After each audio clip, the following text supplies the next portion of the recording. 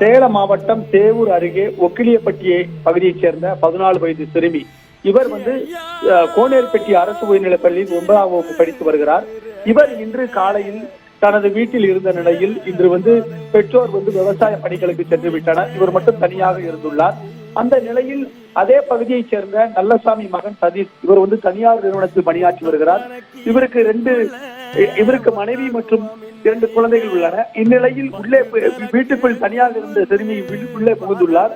இவர்களுக்கு ஏற்கனவே பழக்கம் ஏதேனும் இருந்ததா என்பது குறித்து போலீசார் விசாரணை நடத்தி வருகின்றனர். இந்நிலையில் சிறுமியை இவர் பல்வேறு வகையில் பாலியல் தீண்டல் ஈடுபடுத்தியுள்ளார். அது மட்டுமின்றி அவரின் வாயில் துணியை கட்டி அவரை சித்திரவதைக்கு உள்ளாக்குவதாக தெரிகிறது.